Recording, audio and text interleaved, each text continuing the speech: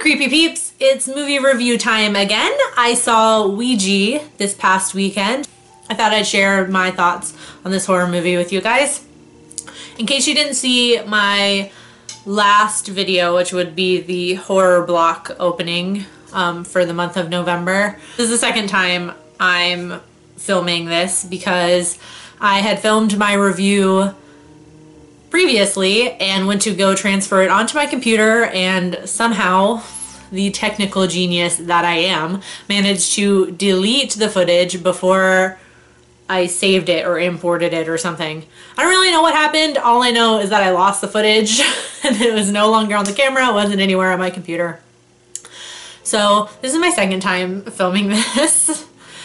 So sorry that it's up late. Promise, videos on Wednesday. I will make sure that this does not happen again. Anyways, on to the review. In case you haven't seen the previews or know anything about this movie, it is a horror movie directed by Stiles White of The Sixth Sense fame, and is about a girl and her group of friends who try to contact their other friend who passes away or kills herself in the beginning of the movie, and they try to contact her via this Ouija board that just appears out of nowhere, because why wouldn't you use a Ouija board that just kind of appears out of nowhere? And of course, as you would imagine, things go terribly wrong. It wouldn't be a horror movie if things didn't go terribly wrong, right? I will say that my expectations for this movie were very low to start. I saw the previews a while back in front of a couple movies, and I just wasn't, not that it looked bad, I just wasn't impressed. Like, it looked like your run-of-the-mill kind of supernatural horror teen movie. So my expectations were very low. I will say that I wasn't disappointed because my expectations were set so low. It wasn't a bad movie, it was pretty predictable, pretty conventional. The twist endings you can kind of see coming if you've seen any number of Contact the Dead kind of horror movies. You can kind of see it coming a mile away. They did have some good scares in the film. I feel like they gave a lot of the scares away in the previews, though. If you've seen the previews, those are almost all of the big scares, I thought. I'm much more of a fan of like the really tense, scary moments that they give you time to like think about it, and that's what makes you so afraid, rather than the jump scares, because a jump scare is just kind of a cheap scare, you know, if I'm honest. Like, it's a really loud noise and somebody jumps out in front of the screen, so obviously it's gonna startle you and scare you. I did notice it did have a few slasher movie qualities in it. The group of friends kind of fit the mold of like the slasher, like the slasher archetype, like your typical characters. Like, you have the main character Elaine, who would be like our final girl. She's kind of a little more pure, and you know what I'm talking about if you've seen a slasher movie. Her boyfriend kind of fits the jock stereotype. We got the boyfriend of the dead girl, who's kind of more of a geeky type. Lane's younger sister, who's a little wild and doesn't play by the rules, so I guess she would be kind of like the rebel-y, not stoner, but that kind of type, if you know what I mean. Like, she's not actually a stoner in the movie or anything, but you know what I mean. Like in Cabin in the Woods, the fool. She would be the fool. And then we have the more promiscuous girl, who's like the more promiscuous girl who in the beginning of the movie you find out is like a serial dater, kind of, so she would be like the whore. And she dies first, of course, per slasher movie rules here. So I found that kind of interesting. So it kind of took on like a supernatural slashery kind of movie a little bit. I started to notice that about partway through the movie. I was like, oh, they're kind of fitting these molds.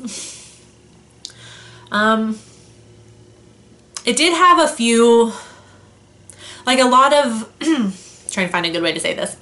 A lot of the situations and scenes and stuff kind of felt contrived. So, for example, Without giving too much away. I mean, it's made clear that the main character's friend dies in the beginning, so I'm not really giving anything away here.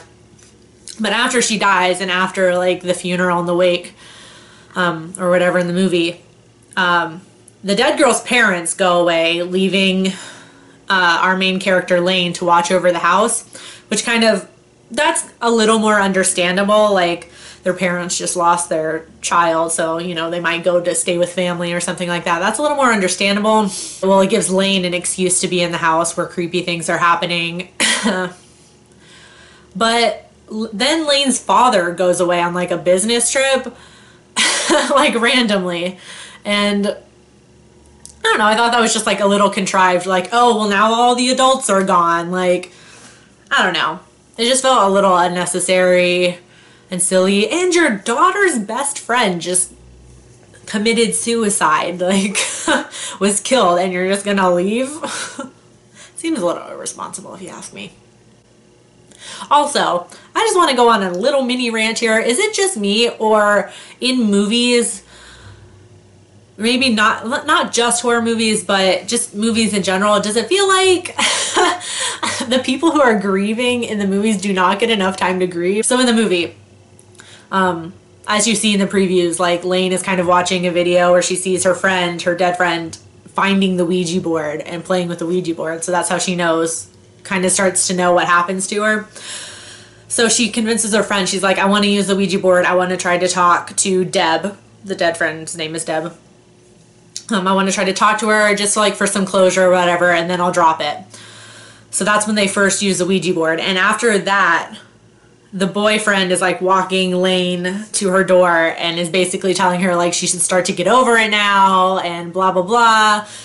And basically just telling her to like move on. And in the movie universe, it feels like this is like 3 days from this girl like killing herself or dying. I feel like there's always that character. It's like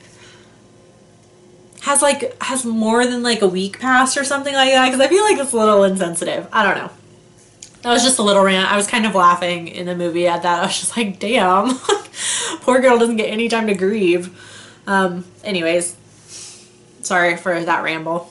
Like I said, it's a little conventional in the style and kind of like the plot twists. I guess mini spoiler alert right here. If you haven't seen the movie, maybe plug your ears or something. I'm not really going to give anything away, but I will say, because I thought of this other movie when I was watching this. If you've seen A Haunting in Connecticut, the twist ending is basically the twist ending to A Haunting in Connecticut. I don't know, that was just random. That's immediately what I thought of when the twist happened, just like A Haunting in Connecticut. Just thought that was a fun thing, I guess. Hopefully I didn't spoil it for anybody.